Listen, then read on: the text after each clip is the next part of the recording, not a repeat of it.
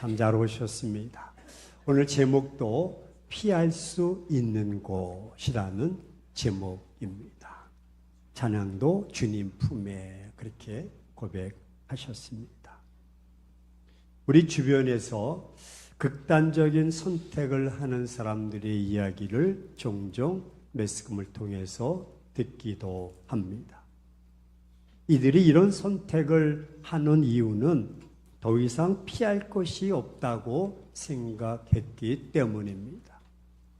더 이상 도망갈 것이 없다고 생각했기 때문에 극단적인 행동을 했던 것입니다. 근데 본문에 보면 이런 상황에서 정반대의 이야기가 나옵니다. 오늘 본문 2절과 3절에 보면 이스라엘 자손들에게 말하라. 내가 모세를 통해서 너희에게 말한 도피성을 너희를 위해서 정할 것이다. 그래서 부지 중에 실수로 사람을 죽인 자들이 피할 것이다. 그래서 그리로 도망하게 하라. 이는 너희를 위해 피의 보복자를 피할 것이 될 것이다. 그렇게 말씀하고 있습니다. 아니, 사람을 죽인 자가 도망하도록 피할 것을 마련하라고 합니다. 아무리 부지중, 즉 고의성이 없다 하더라도 그는 살인자입니다. 살인자가 아무런 죄가도 치르지 않고 살아가도록, 그것도 안전한 장소를 일부러 마련한다는 것은 말이 안 됩니다. 만약 이런 일이 생긴다면 문제가 더 커질 수도 있습니다. 살인자의 손에 죽은 자의 억울함을 누가 보상한단 말입니까? 이것은 죽은 자의 가족들과 주변 사람들에게 큰 상처와 아픔을 가중시키는 일입니다. 여러분, 자신의 아버지나 형제를 죽인 자가 아무런 대가를 치르지 않고 동네방네 다니면서 살고 있다면 이것은 아닙니다. 오히려 더더욱 안전하게 보호를 받고 살아간다면 이것 또한 아닙니다. 이것은 누군가에게 평생 씻을 수 없는 아픈 흔적을 남겨주는 것입니다. 아무리 고의성이 없이 사람을 해쳤다 해도 그는 살인자입니다. 따라서 살인자는 반드시 그 죄값을 치러야 합니다. 죄값을 받아야 합니다. 사람을 죽이고도 안전하게 살 수 있다면 얼마나 많은 살인들이 이것저것에서 일어나겠습니까? 정말 무서운 세상이 될 것입니다. 모두가 나서서 이런 것을 만들지 못하도록 적극적으로 막아야 합니다. 그리고 합리적으로 고의성이 없다는 것을 누가 판단할 수 있겠습니까?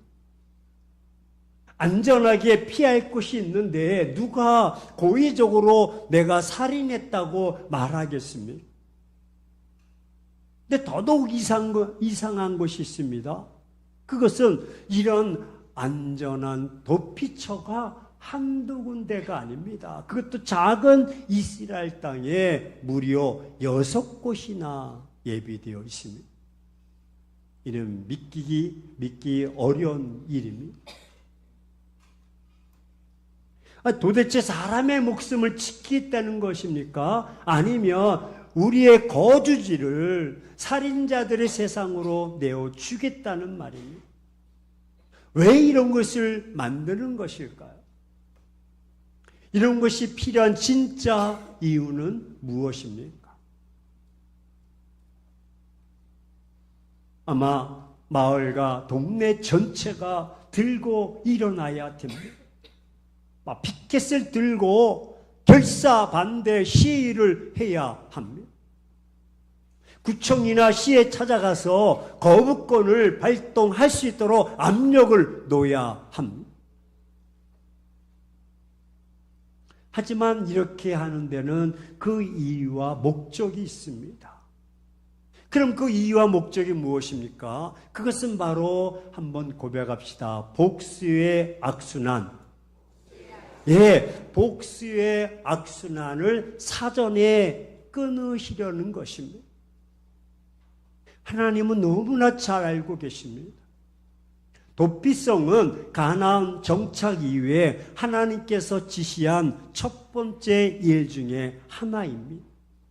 아니, 어떤 의미에 있어서는 이 도피성을 만드는 일이 아주 중요하다는 뜻이기도 합니다. 그리고 이 일은 갑자기 계획된 것이 아닙니다. 순간적으로 만들어진 일도 아닙니다.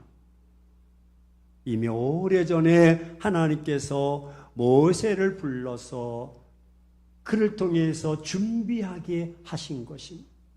오래전부터 준비하신 일입니다. 우리는 그래서 민수기 35장 22절에서 28절을 인용해 봅니다. 그러므로 도피성은 하나님의 특별한 은혜의 장소입니다.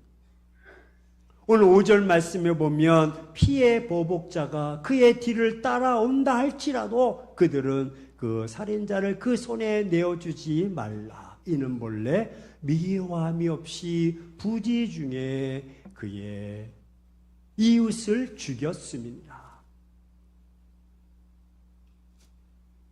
도피성이라는 공간은 피해 보복자, 복수자의 손에서 고의성이 없는 살인자를 구원하시려는 하나님의 특별한 은총이 머무는 공간입니다.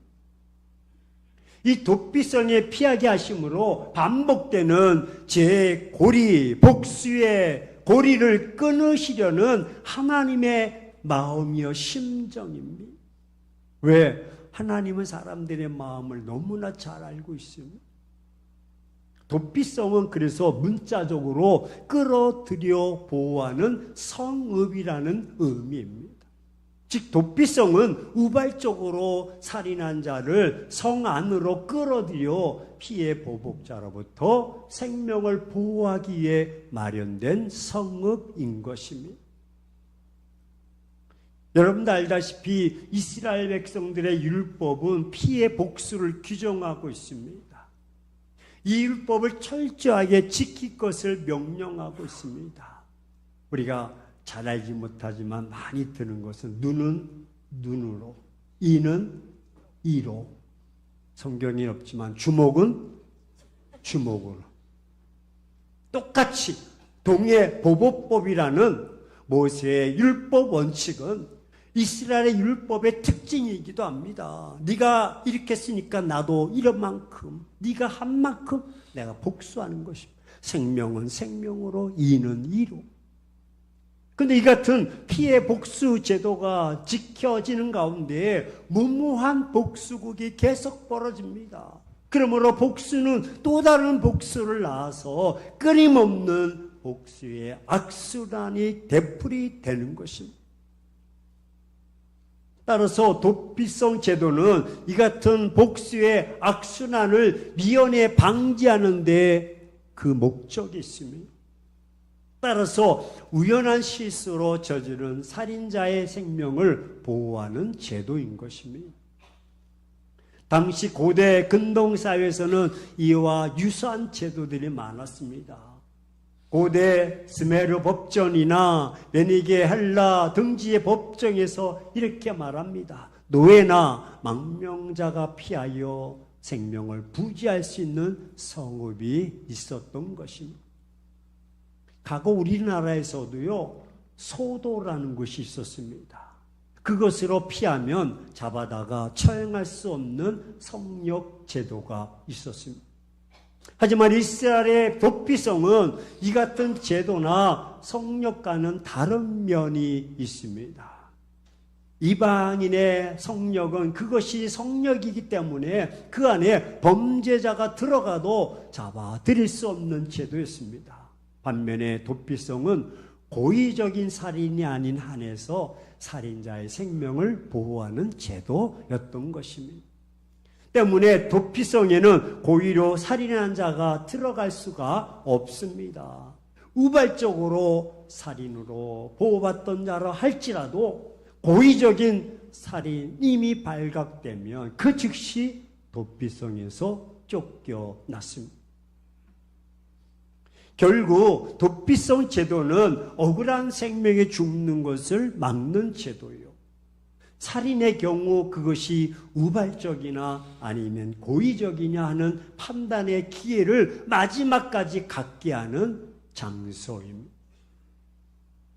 따라서 한마디로 도피성은 새로운 삶을 시작할 수 있는 마지막 기회를 주시려는 것입니다.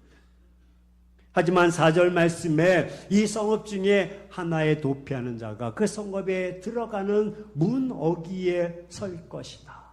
그 성읍의 장로들의 귀에 자신의 사건을 말하라. 그들은 그를 성읍에 받아들여 한 곳에 주어 자기들 중에 거주하게 하라라고 말씀합니다.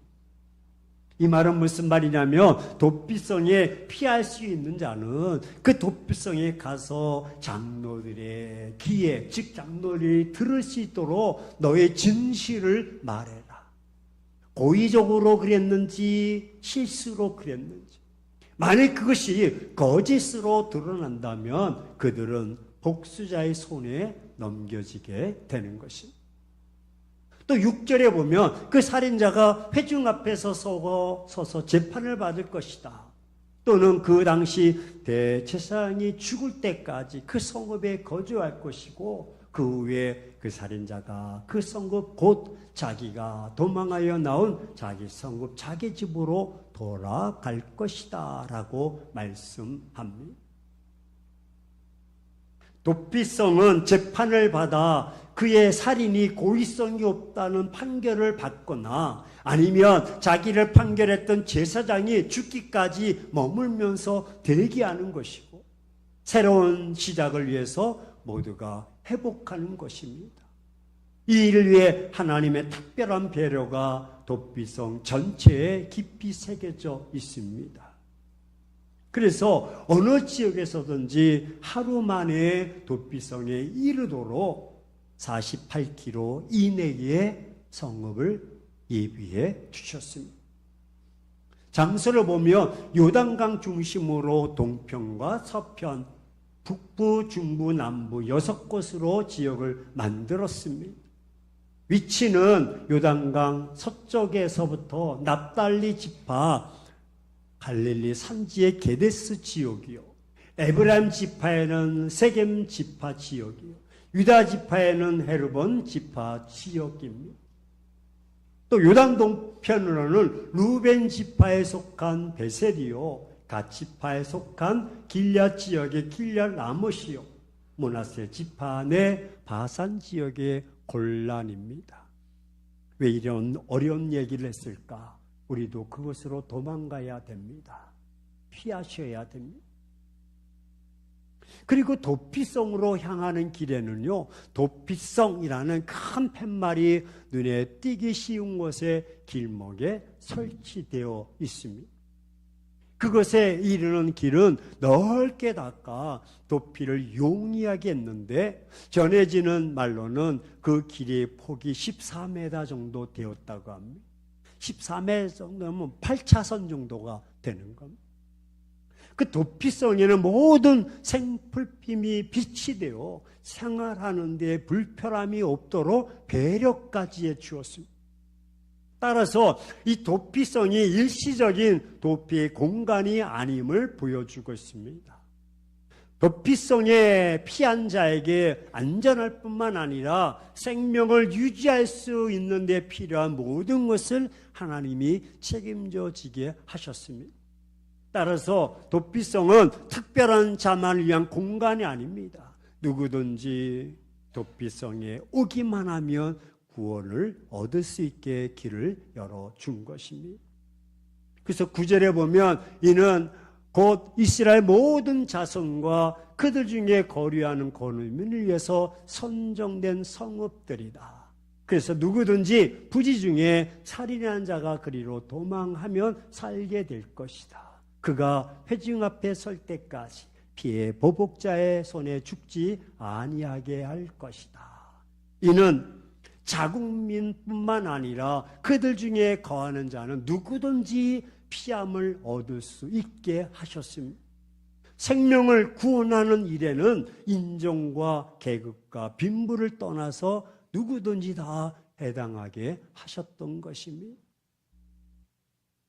사랑하는 행복한 교회 성도 여러분, 지금 우리 주변에는 문제의 핵심과 상관없이 억울한 일을 당하는 사람들이 주변에 많이 있습니다. 얼마 전에 딸을 살해하고 스스로 목숨을 끊는 아버지 이야기가 지상파를 통해서 알려지기도 했습니다. 이 비극의 발단은 등록금 때문에 빌린 300만 원의 사채가 문제가 되었습니다. 아버지가 사채를 빌려서 자신의 등록금을 마련하는 것을 알고 딸은 열심히 공부하고 알바를 해서 그 빚을 갚으려고 노력했습니다. 하지만 300만 원의 사채는 얼마 안 되어서 1천만 원이 되었습니다. 이자가 말이 아닙니다. 머뭇거리는 사이에 무려 6천만 원으로 불어났습니다. 급기야 사채업자들은 아빠를 협박하고 딸을 잡아다가 몹쓸 짓을 하고 마침내 술집에 넘기어 딸의 인생을 완전히 짓밟아 버렸습니다. 뒤늦게 이 사실을 안 아버지는 더 이상 어찌할 수 없다는 생각에 해서는 안 될 일을 선택했습니다. 왜? 더 이상 피할 길이 없다고 여겼기 때문입니다. 이 아버지와 딸의 문제는 무엇입니까? 지금 우리 주변에는 문제의 핵심과 상관없이 억울한 일을 당하는 사람들이 너무나 많습니다. 우리 옆 사람에게 이렇게 이야기해 보세요. 돈이 거짓말하지 사람이 거짓말하지 않아. 한번 해보세요. 시작. 왜 어른들이 그러죠? 갚기를 원하지만 돈이 있어야 갚죠. 갚는다고 하지만 돈이 있어야 갚죠. 그래서 이 문제가 발생. 즉 도끼를 잘못 사용했을 뿐입니다. 사람을 죽일, 돈을 떼어먹을 의도가 전혀 없었던 사람들이 도끼자루가 부러져서 부지 중에 일어난 사고로 결국 살인자로 전락되고 만 것입니다. 그래서 일생을 따가운 눈초리 속에서 사는 사람들이 많이 있습니다. 우리 인생이 무엇으로 이 험한 세상에서 제 영향 아래에 있으면서 죄사함을 받을 수가 있겠습니까? 이미 우리는 죄와 허물로 죽을 수밖에 없는 존재들입니다. 하나님께서 도피성을 마련해 주지 않았더라면 살인자가 복수자의 손에 죽을 수밖에 없었을 것입니다. 이처럼 우리 또한 도피성 대신 예수 그리스도의 구속 사역이 아니었다면 우리도 사단에게 찢겨 죽을 수밖에 없을 것입니다. 따라서 누구나 다 도피성이 필요한 사람들입니다. 여기서 그 누구도 예외일 수가 없습니다. 평소 우리는 이런 사람들을 어떻게 바라보았습니까? 나름대로 이야기 들어보니 사연이 있고 그렇게 한 데는 고의성이 없다는 사실을 잘 인지하고 압니다. 하지만 여전히 우리는 우리 마음속에 아유 저 전과자야, 저 살인자야, 저 사기꾼이야, 성범죄자야 등등 꼬리표를 떼지 못하고 있습니다. 이에 대한 편견과 선입견이 이들을 또다시 죄악의 구동텅이로 몰아넣고 있는 현실을 어떻게 생각하십니까? 그것도 나의 가족 중 한 사람이 이런 문제로 고통을 당해도 우리가 평소 가진 생각을 버리지 않으시겠습니까? 만일 우리 교회 공동체 안에 이런 사람들이 찾아온다면 여러분 어떻게 대하시겠습니까? 강도요, 살인자요, 성범죄자요, 이런 자들이 찾아와 내 옆에 앉아 있다면 어떻게 하시겠습니까? 하나님께서 우리에게 원하신 것은 분명합니다. 우리의 시선이 달라져야 한다는 것입니다. 왜 아멘을 안 하십니까? 그런 자가 옆에 있으면 완전히 꺾어버려야죠. 하나님은 억울한 일을 당해서 생명을 잃어버리는 자가 없어야 함을 분명하게 보여주고 계십니다. 왜? 하나님께서도 정죄하시지 않는 자를 정죄하면 안 됩니다. 우리가 함부로 정죄해서 형제를 실족하게 하는 일이 우리 교회 공동체 안에서 일어나서는 안 됩니다. 어떤 분은 1년 내내 전도한 사람 못하면서 통계를 뽑아보니까 1년 내내 10명을 내쫓아.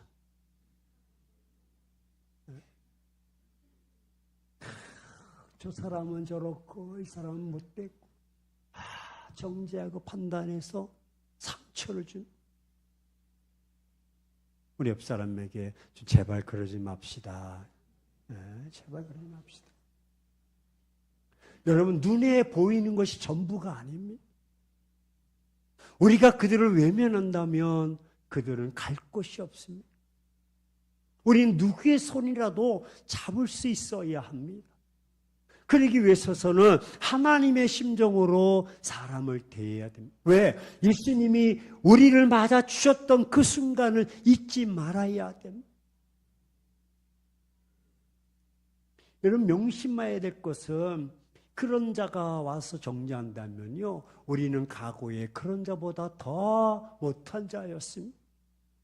그런데도 주님의 마음으로 주님이 우리를 안아주시고 감싸주셨다면, 그리고 우리가 새로운 사람이 되었다면 세심한 배려와 보살핌이 우리 모두에게 필요한 것입니다. 누가 누구를 정죄합니까? 누가 누구를 판단합니까? 과거에 나는 그보다 더 악한 자였습니다. 따라서 교회나 공동체는 개인보다 우리 모두를 우선해야 됩니다. 지금 우리 곁에는 누군가의 보살핌이 필요한 사람이 있습니다. 좀 더 깊은 마음으로 다가설 수 있어야 됩니다. 모두가 같은 마음과 같은 자세로 서로를 대해야 합니다. 하나님은 회복과 기도삼을 통해서 여러분 우리 행복한 교회를 만드셨습니다. 교회는 일으키고 회복시키는 일을 우선해야 됩니다. 교회는 살리는 일을 우선시해야 되고, 교회의 사명은 살리고 일으키고 회복시키는 것입니다. 이 일을 위해서 행복한 교회는 누구의 손이라도 잡아주셔야 됩니다. 우리 옆 사람 손 한번 잡고, 걱정하지 마, 내가 있어. 괜찮아. 네. 손 잡아줘야 됩니다. 사랑하는 행복한 교회 성도 여러분, 평소 사람을 대하는 나의 태도를 한번 점검해 봅시다. 나 때문에 교회 안에 정착하지 못하는 사람이 없어야 됩니다. 그렇지 않아도 세상에서 찢기고 상처받고 갈 데 없어서 그 상한 마음으로 왔는데 교회 안에서도 손가락질하고 판단하고 정죄하면 그 영혼이 어디에 가겠습니까? 지금 내 안에 있는 고정관념이나 편견들을 버리고 나의 생각을 새롭게 합시다. 내 수준이 아닌 그들의 마음의 위치에 내려가서 이해해주고 안아주고 용서해주고 누구든지 행복한 교회로 와서 예수님께 피할 수 있도록 우리가 저 길을 닦아주고 모든 장애물을 없애주어야 되지 않습니까?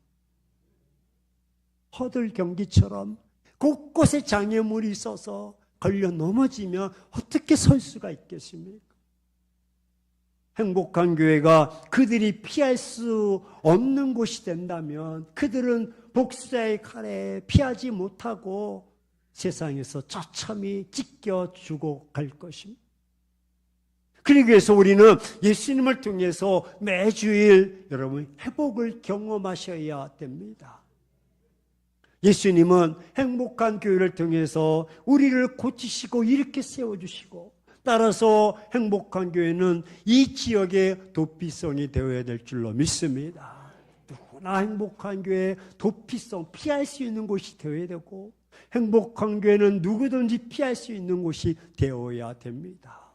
여기에 오기만 하면 할렐루야, 하나님의 사랑이 있고 용서가 있고 돌봄이 있고,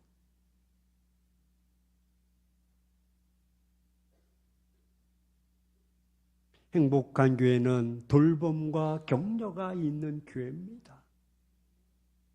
상처와 고통으로 얼룩진 자들이 이것에 오면 샘을 얻는 곳이 되어야 됩니다. 행복한 교회는 다시 이렇게 세우는 교회가 되어야 합니다. 그러기 위해서는 편견과 고정관념을 버리시기를 주의 이름으로 축원합니다. 그들이 다시 일어설 수 있도록 모든 것을 도와주는 교회, 도피성인 행복한 교회가 되어야 됩니다. 그래서 그들이 이곳에 와서 치유와 회복을 통해 새로운 사람으로 거듭나야 되게 하고, 새로운 삶을 살아갈 수 있도록, 새로운 인생을 꿈꿀 수 있도록 저와 여러분이 도와주셔야 합니다.